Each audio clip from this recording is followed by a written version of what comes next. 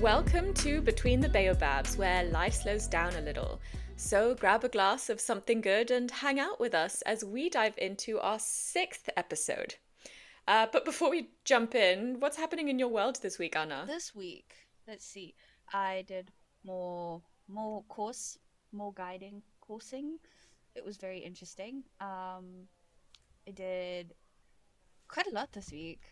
We covered a lot. We covered a lot. We went into snakes, we went into more birds, we went into plants and arthropods and the like. We even did a test. Yes, we did three tests yesterday. One on plants, one on Wow. history of Zambia, and one on um, behavior and principles of guides and dangerous animals. It was intense, to say the least. It sounds intense. You're not just learning about Yeah. the animals, you're also learning about the guides and like you're they're teaching you this from all angles, it seems. It yes, we are we're being covered. That's for sure. We are covered in every angle. We even do first aid. That's awesome. Yeah, Wow. yeah. And Does how was first your aid week? My week was good. Yeah. I went ice skating yesterday, which was cool. Third That time is ever so going ice fun. skating. Yeah, it was lots of fun. I Mhm. mean, it was a lot better than my first ever experience ice skating, where I literally fell in front of all the children and almost tripped them up. But Oh, oh no. but yeah, yesterday. Sorry, that was the first time. That was like a few years ago when Yoshka and I first started seeing Mm. each other. But yesterday, it was better, and I could hang on to the edge and actually found my balance towards the edge. And so I told Yoshka that I'm taking him to the rink tomorrow because it was just a lot of fun. So yeah, Oh, that's so good. I think if I had to go ice skating, I'd look like Bambi on ice, all yeah, sprawled that out. yes, yeah. And I think you know what, that's everyone. But then eventually you Yes. find your balance and you get into the flow, and then it's actually lots of fun. So. Oh, that's But good. today we are talking Mm. about. Anna, do you want to share? What Painted are we talking about dogs. today? Yes. And they are African one of those wild dogs. animals. Exactly. And I think that they're one of those animals that people don't always expect to fall in love with. But once you've seen them, I think Mm. it's very easy to become obsessed with them. I think So, it's also got to do with how much you understand about them and like which guide you yes, have with you when you see them for the first time. Because 100%. dogs are so fascinating. The way that they think and the way that they move and the way that they operate within a pack is just something else. Yeah. And Yeah. hopefully, the information that we share today will make our listeners also fall in love with them because, Yes. yeah, they're just a Well, very fascinating animal. my goal, my interior goal or ulterior motive for this podcast is to get people to fall in love with Yes, everything. I like that. Like I That is a am. good I motivation. love I love everything. There's not an animal out there that you'll find me saying I hate this animal because I think Yeah, everything has a place in this world and a place in the ecosystem. So as soon as you understand that, you start to have a bit more. Maybe not, love might be a bit of a big word, but you soon have like a understanding of that, and you can actually coexist. yeah, and you value their presence in this world more as well. And I Yes, think exactly. that makes such a great teacher. So the fact that Mm. you're the person sharing this information, um, Mm-hmm. and that is your goal, is just brilliant. Well, thank you. And I have a very good co-pilot for this little mission. Always, always. Always. Okay. Anyways, yes, Cheska. Yeah. So I want to hear your story because Mm. before we hit record, you said you were excited to tell me about the story. So what is your wild dog story? My wild dog encounter. I've had a few, but one of my favorites was the closest I ever got to a wild dog. Um, I painted these huge moral murals in at wildlife camp in their bathrooms, I remember and that. They're yes, gorgeous. oh.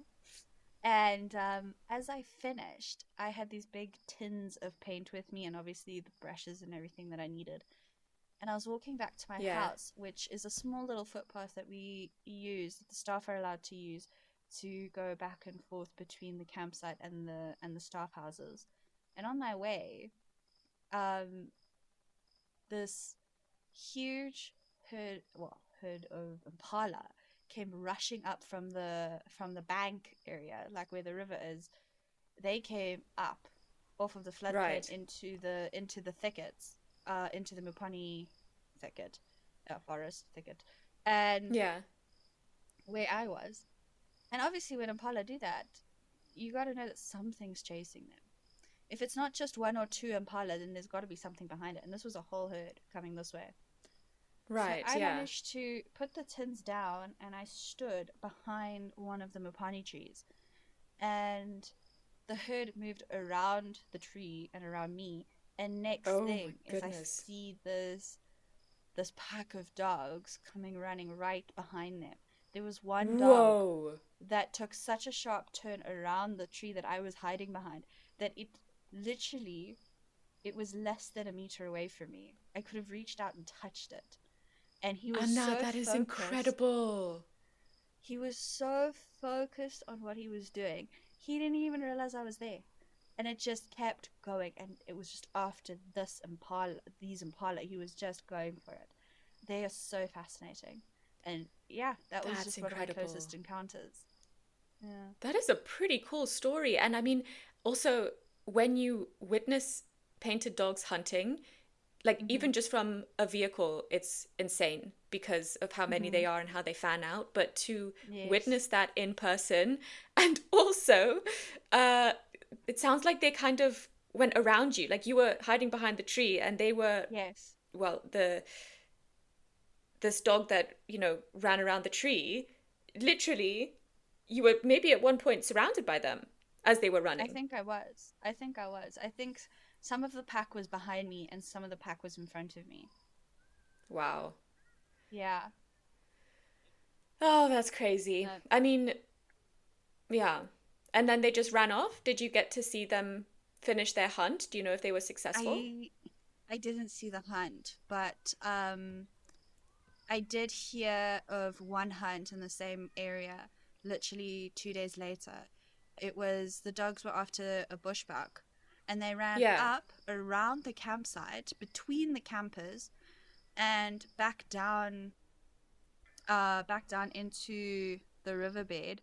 The bushbuck ran across the river, actually made it across the river, which was shocking because there's crocodiles, and the dogs refused to go over the river, of course, because they're a bit more They cautious were. of the crocodiles. But Wow. yeah, What a all the campers sighting for the came. people that were camping Yeah, there. no, that was it was incredible, and it was nice and early in the morning. It was about 7, 8 ish in the morning, and the people that went on the game drive missed the sightings. So it also goes to show that it doesn't matter whether you go on a game drive or you stay in your camp. There's a very good chance that you're still going to see some stuff. That is a very good example of how you don't always have to go out to find the animals. Like they can Mm-mm. also come to you. Like that is why Luang was so special because you Yeah, go there and you don't have to go and sit in these vehicles and go and find the animals. Like yeah, they roam, and we are in their space. Um, so yeah, exactly, that's amazing. exactly. I mean, And one of yeah, yes, sorry, go on. just very much on the nose of wild dogs did not knock on my door that day. Yeah, They good ran one. right through. Exactly. Yeah. Oh, Yeah. that's incredible. I mean, one of the craziest wild dog sightings that we've ever had actually happened like last year when we were going up north in South Luangwa. And what made this so wild is that, and Anna, you can correct me if I'm wrong, but I remember Mm. hearing that wild dogs and hyenas are like, they're not friends, right? Usually, if wild dogs see a hyena, they chase it immediately, right? I think so. I think you're right. Yeah. But like this Mm. particular day, we came across a whole pack of wild dogs and they were just lazing around. And right in the middle of them was just this hyena just napping, like chilling, like Mm. he was with his Oh, family. yeah. And not one wild dog seemed bothered. Like there was no tension, no aggression, like nothing. And we sat there Oh. for ages, like trying to make sense of it. Like, because Mm-hmm. it just didn't fit in anything. Well, Victor was explaining, it just didn't fit with everything that he knew about wild dog behavior, and even the Yes. Zambian carnivore program people were also there, and they were also trying to make sense of this situation, Mm-hmm. and they just didn't have an explanation for it at the time, as far as I know. But Mm. maybe you could go back, with your guide training friends and maybe ask around and see if anyone has a theory. Because, yeah. Well, can I put a little bit of light on this situation? Yes. Um, Something that someone said to me this week was sometimes you get proven wrong. So, what we were Okay, looking okay. at is a hippo. Now, would you call a hippo nocturnal or diurnal? I would call it, what's the second word? Diurnal? It's nocturnal. Apparently, most people think they're nocturnal because they Really? come out to eat at night. Yes, Yeah, I thought that they were nocturnal as well because you always see them out eating on the night at drives. night. Yes. Yeah. Now, the reason that they do that is because of high human activity. But what if you are explaining a hippo during the day and you say this hippo is, and you see it in the river and you say, oh no, these are nocturnal, they eat at night.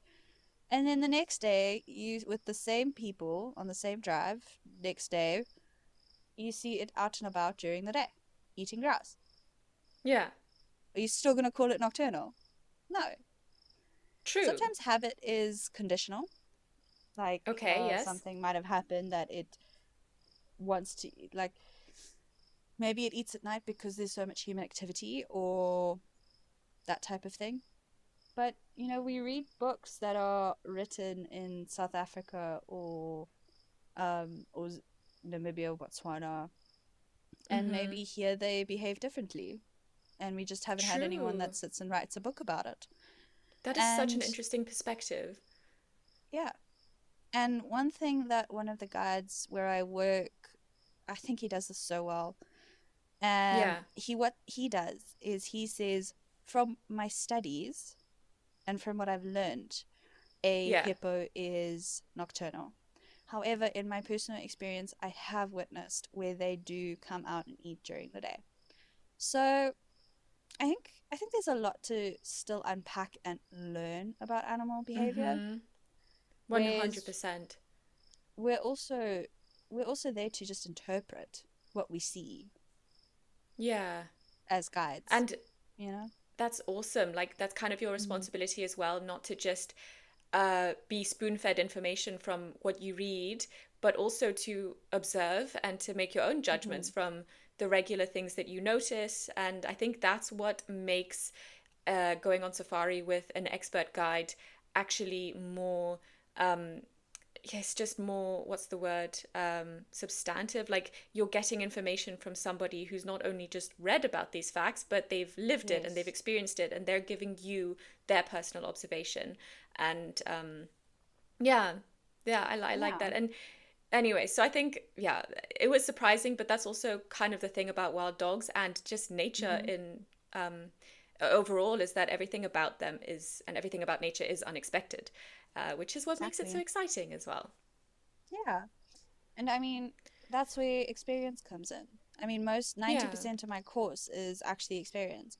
So it's filling field hours. And that's where I yeah, will gain most of my knowledge. It's rather being out there and actually not just witnessing for myself, but learning how to interpret, which is what I will be learning from a senior guide.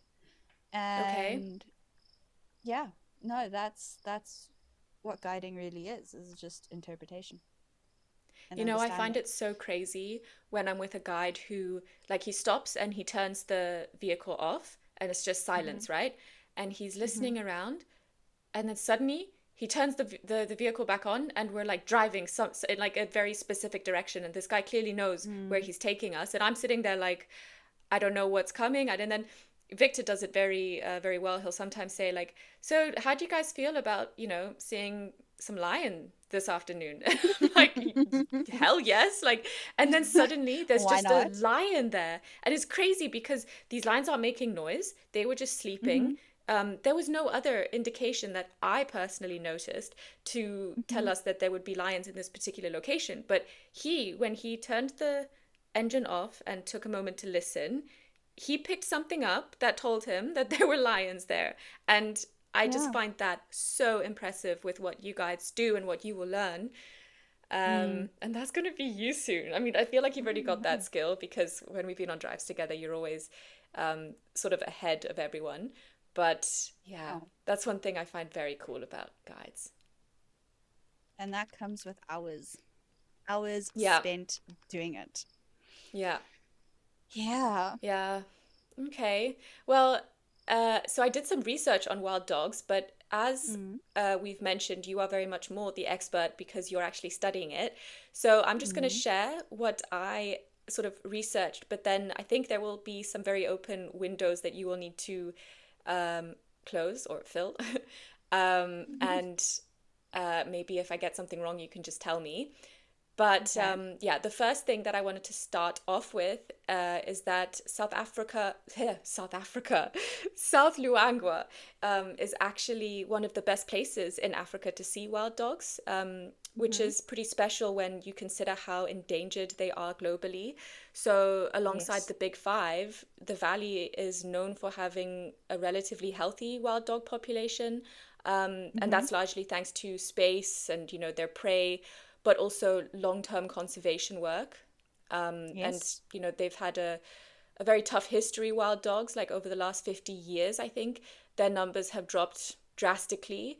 I don't know if these numbers are correct. Hmm. We might have to double check, but there are thought to only be around 6,000 to 7,000 left in the wild today.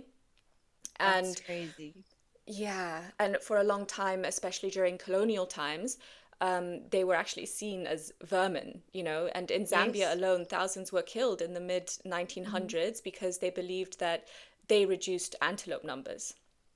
Yeah, So, and they were considered yeah, pests as well because they would eat yeah, livestock, sheep and yeah, cattle.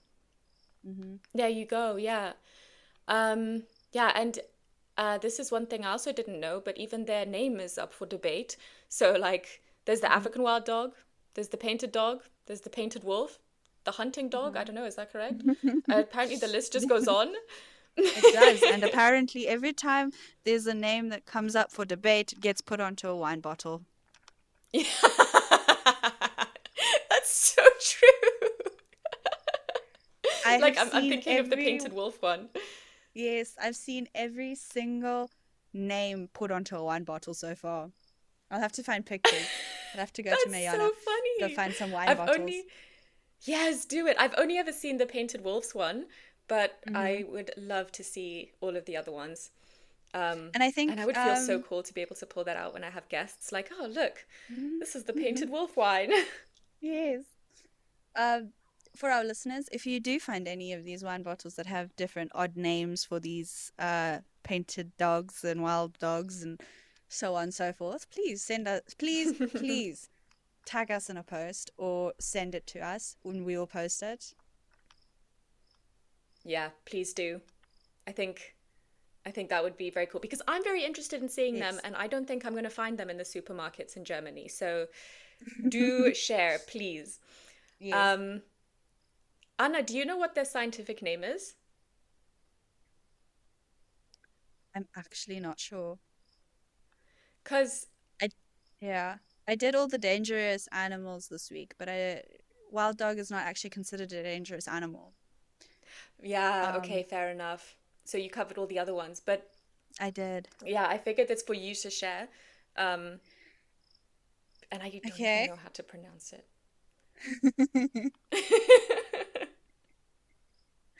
That's me with all of them. I'm just like, am I even saying this right? Let me Yeah. just I write it down in the test paper, but to say it out loud, I don't know if I'd manage. Yeah. I think everyone struggles with it. Yeah. Maybe I could find it.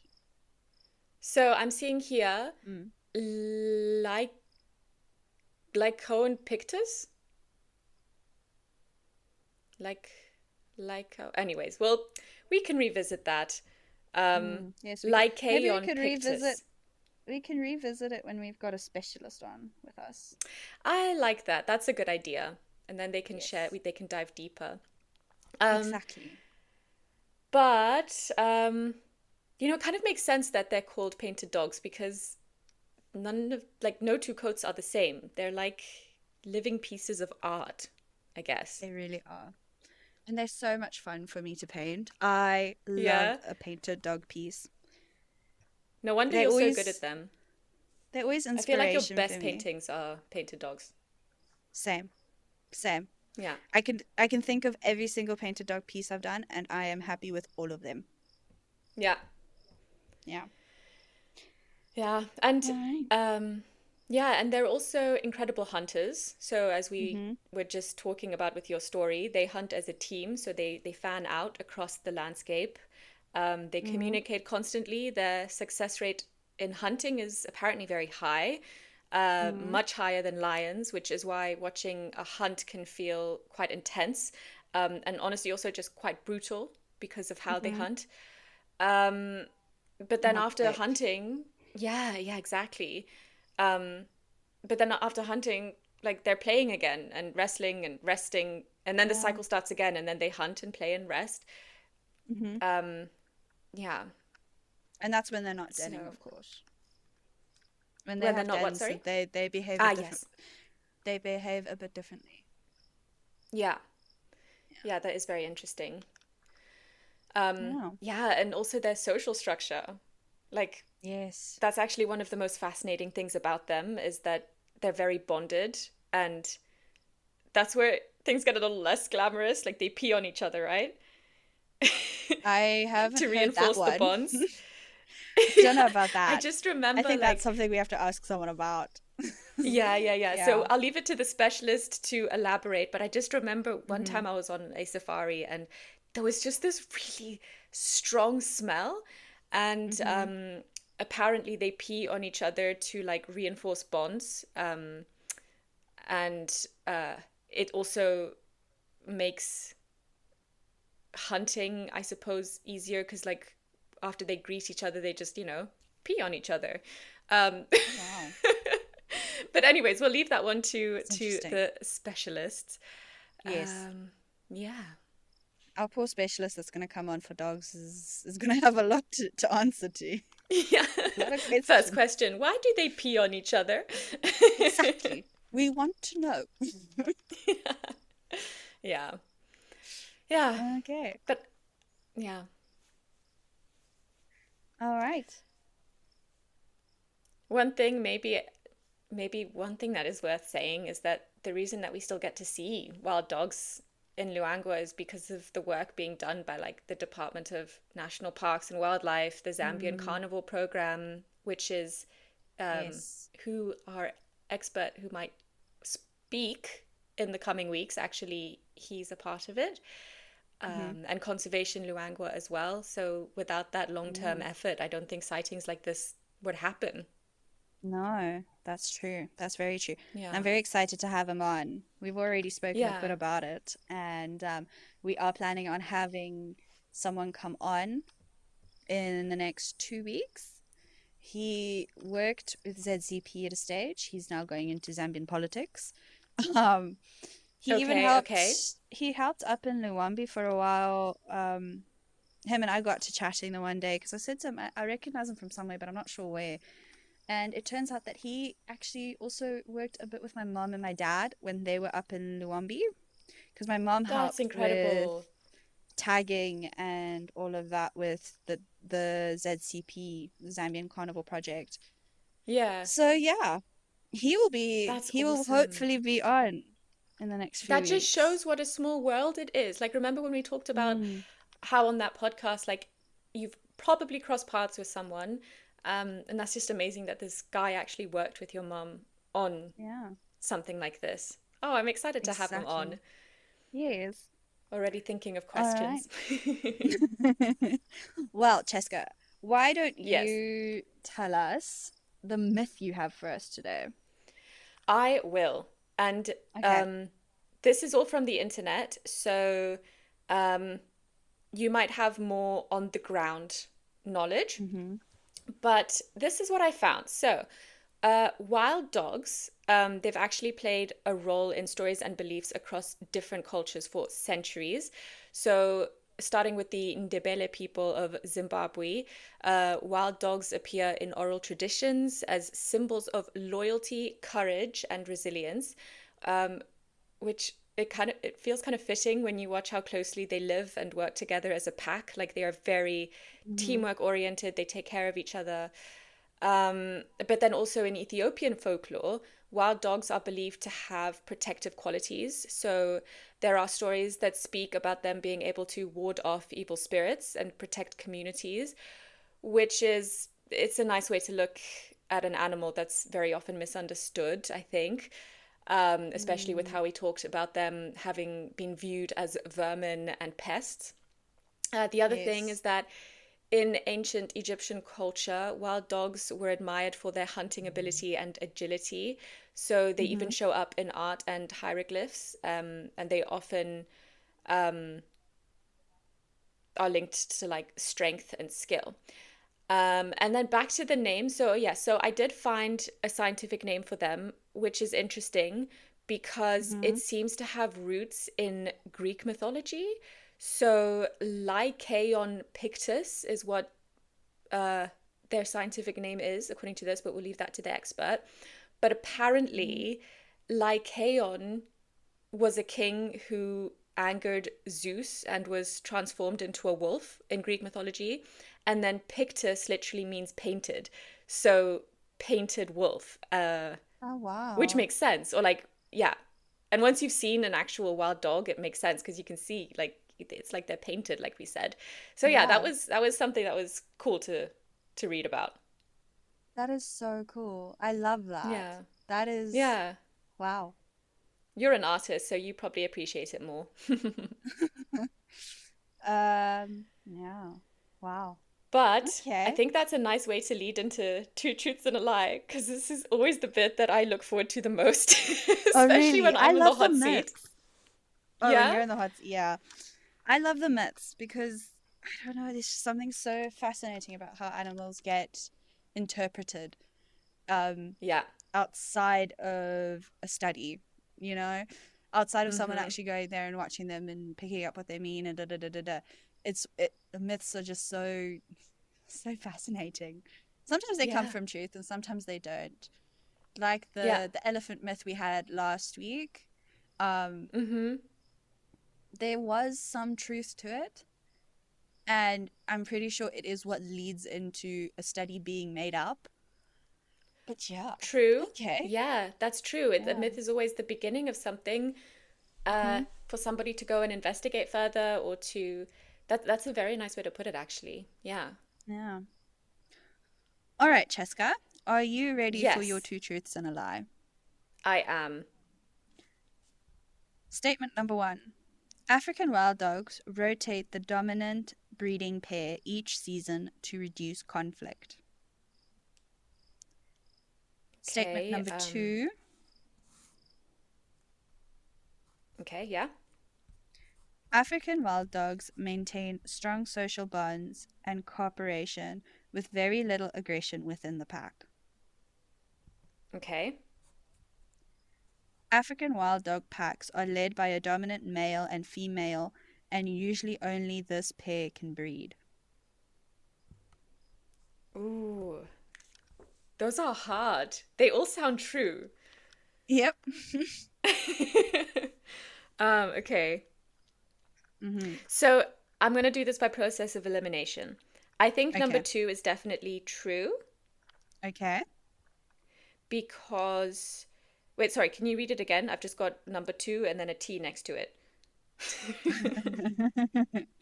African wild dogs maintain strong social bonds and cooperation with very little aggression within the pack. Okay, yeah. So I think that one is true because, at least from what I've read and what I've seen, I never see aggression. I just see playtime Mm-hmm. and love. Mm-hmm. And so that's why I think that number two is true. It is true. That is Awesome, correct. awesome. All right. Um, Oh, I knew I should have done some research about like the leaders of packs. Can you read number one again? African wild dog packs are led by a dominant male and female, and usually only this pair is allowed to breed. That was the third statement, right? Yes. Okay, and the first statement? African wild dogs rotate the dominant breeding pair each season to reduce conflict. Ah, see, that also sounds like it's true because this little conflict. Okay. I'm just gonna guess because they both sound true to me, so I wouldn't be able to say. Hmm. But I'll go with my gut feeling. Um, I'm gonna guess that statement one is true and statement three is Hmm. false. That is true. That is very Nice. correct. I was actually gonna guess I don't that think three we've. is true and then one is false, but yeah. Hmm. Well, I'm very proud of us. Not once have we gotten this two truths and a lie thing wrong. Not yet. Yeah, yeah. I'm very Yep. proud. All right. Just so that our listeners know, uh, we don't tell each other these things before we start. We get into Oh it yeah. with this without. So Francesca didn't know what I was going to say, and I didn't know Mm-hmm. what her myth was going to be because we want raw reaction. Exactly. We're not fooling you Mm-hmm. guys. I genuinely did not know that Anna was going to share those two truths and a lie. So you are getting Mm-hmm. our real reactions here. Yes. And a Um, boat is coming in.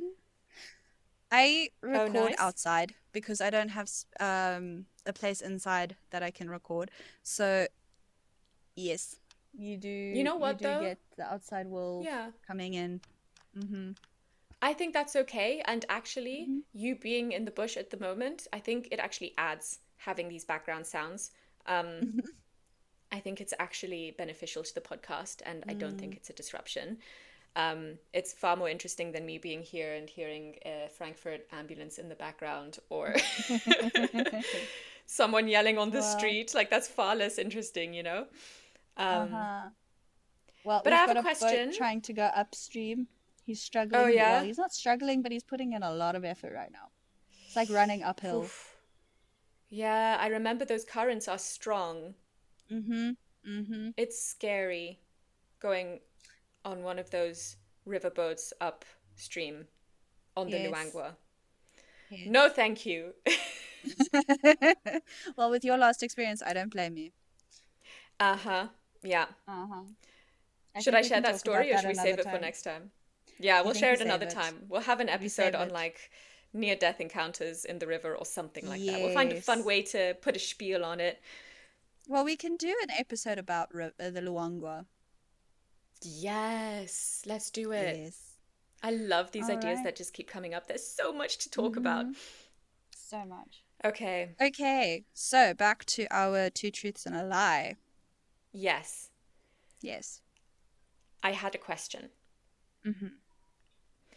The reason that I guessed number three was false Mm. is because they kind of mate with um, every member of the pack, right? Like they're kind of like monkeys. Am No, I correct they're there? not. No, you are So how does not. that work? If you listen very carefully to number one, African wild dog Yeah. packs are led by a dominant male and female. Usually only this pair breeds. So that means that those two are the only ones that breed within the pack. And the rest of the So pack is there to look after the puppies and so the help rest of fight. the pack doesn't mate No, at all. no. Wow. Yeah. And That is once fascinating. something I learned this week about them is, and something that our friend from ZCP told me, is that Mm.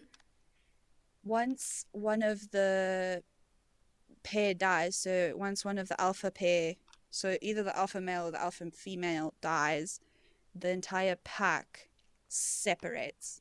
And they separate by gender. So the males all go one way and females all go another way. And they all Oh, go find another pack to join. Yeah. wow. And that's if Yeah. one of the either Just the one of female or the them. male. Yes. Wow. I suppose that's Yeah. quite good as well because it keeps the gene pool diverse. Yes. That's It so does help. crazy. They're so clever. They are. They're Nature so is just incredible. so amazing. Wow. So Very, number very three was cool. incorrect. African wild dogs do not rotate dominant breeding pairs. Um, they actually, as soon as they have that dominant pair, and as soon as one of them is lost, they all separate, and they are no longer Yeah. a pack. Yeah, Yeah. Very, very cool. Well, I already know very. that I will have some questions about that. Like, I'm just curious Mm-hmm. how easy it is for the pack that separates to find a new pack of because obviously Yeah. your chances of finding a new pack would probably depend on another pack having been split up, right? Mm-hmm. I don't So, know actually. I or don't know do if they they just just kind simply of join a join. pack? I don't know.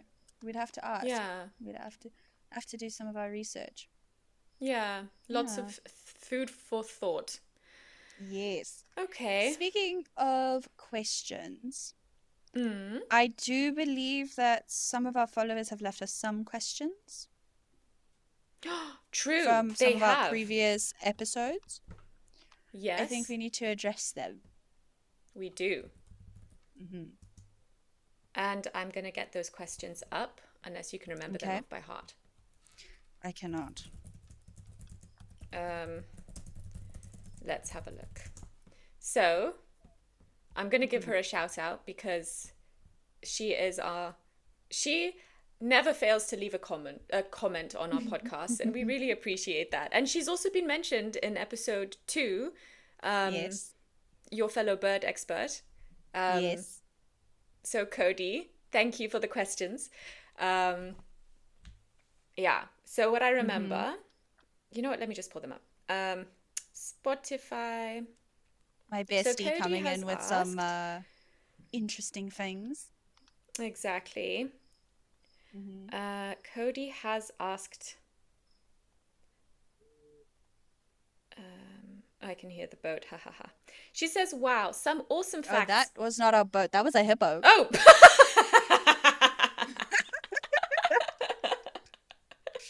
Yes, Jessica. Oh, That was love a it, love hippo. it, love it. All I right. can, I can, I can see that now. Hmm. Otherwise, that boat engine would have really been struggling. I So think Cody that would be an says issue. that would be a very big issue. This is Uh-huh. where we'd have a dramatic incident on the podcast. So she says, "Wow, some awesome facts. Lizzie, do you have green mambas there, and where are they on the venomous scale?" And then she had one for me. She said, "Cheska, are there any snakes in Germany, and are they venomous?" Very interesting. Very, very Mm-hmm. interesting facts. I think we start with yours. Okay. Okay. So I've just actually just done a Google because I don't know this off the top Mm. of my head. So I'm learning this right now, actually. So this is Oh, what Google says. Um, that there are two species of venomous snakes that are native to Germany, the common European adder, the Vipera berus, and the asp viper, the Vipera aspis. And it says, while their bites are venomous, they are rarely fatal to healthy humans, though medical attention should always be sought, and they are generally timid and rare to encounter. That's crazy. I did not know that. hmm. I didn't even know that you guys had snakes. To be honest, I mean, it makes sense on Yeah. a technicality, but I didn't know. What kind of venom in there? What kind of venom do they have though? Does it say? I Um, don't know. Let us know. I'll let you know. I'll keep researching while you share your information. Okay. So, as far as I understand, we do not have green mambas in Zambia. It is a Mm-hmm. it is a misconception that we do because we have Oh, two that is types of actually something green. new to me. I thought we did. No. Interesting. Um, so we have two green snakes, which is the male boomslang, which is green, Okay. and a spotted tree spotted tree snake, spotted bush snake. And the reason I said a tree snake is because he's an excellent climber, but he's actually called a spotted bush snake. Okay. Um, and people sometimes think that maybe he's a green mamba, but he's not. the bush snake is actually not venomous at all. He is, well, if he is, it's very, very mild. Might be like a bee sting type of thing. Right. Yeah. That's Yeah. crazy So, because I remember I've seen two very, very green snakes, Anna, on the farm. Once on the condi, it was during a rainy season, and he was just like making his way through the flowers on like the mm, outside of the condi. And then another time was at the dam, like the trees, uh, like along the water. There was a big bright green snake just like making his way, and I always thought I was just like, yeah, green mamba, but no, it must have been like a male boomslang from what you're sharing, or a what did you call it? Spotted bush snake. mm, Very cool. that is very interesting. Yeah, And I learned something new. okay, um, as for the type of venom, Mm-hmm. they are they are also neurotoxic, like their little brother or big brother, the Okay. black mamba.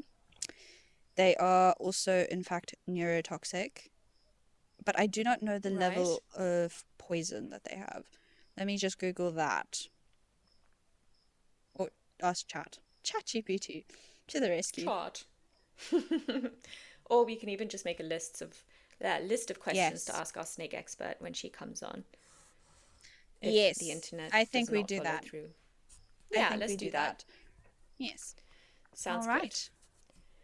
Okay. It would be interesting to see what her knowledge is around European snakes, um, because of If course at the all. information that I'm sharing is literally just from the internet, and I think Yes. information is always more valuable when it comes from a specific person and not Mm-hmm. AI. Mm-hmm. But what I is agree. I did say that I was going to see what kind of venom the common European adder has, and apparently Mm. it possesses hemotoxic and cytotoxic venom.